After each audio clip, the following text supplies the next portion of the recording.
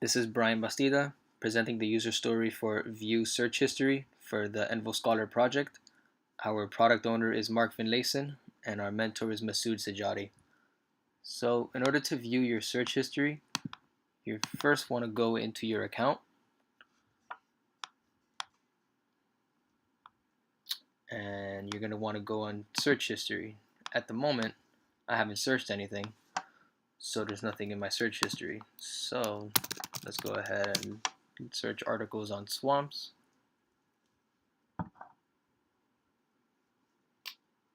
And let's say we want to look something up for climate change.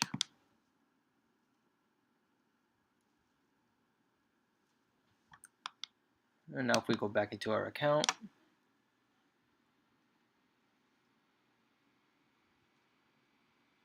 and we click on our search history, we'll see that we've already searched for articles on swamps and on climate change.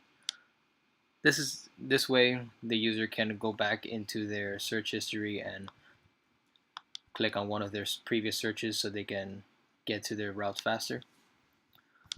So for the use case diagram, we have here the user. They have to log in first to the web page, which accesses the user server, which accesses the MongoDB.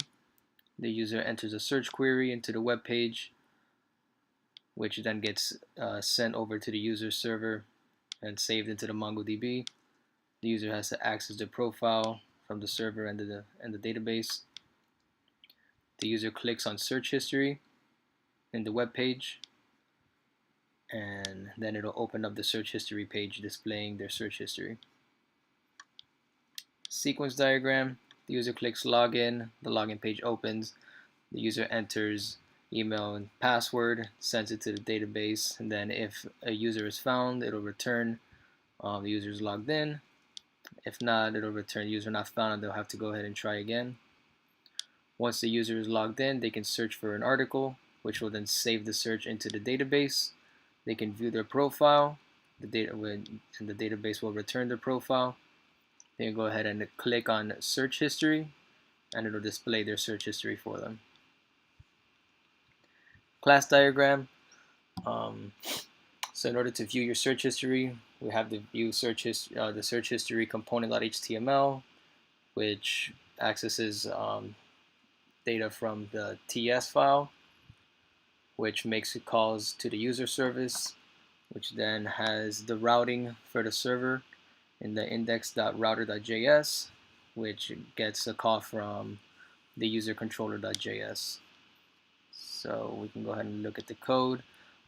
Starting at the display results.component.ts on ng-init or ng-on-init. If the user is logged in, it'll go ahead and save their search. In order to view your search history, this is the search history component.html. Here on the ng-on-init, it'll make a call to the user profile. In the user service, it'll save the search here,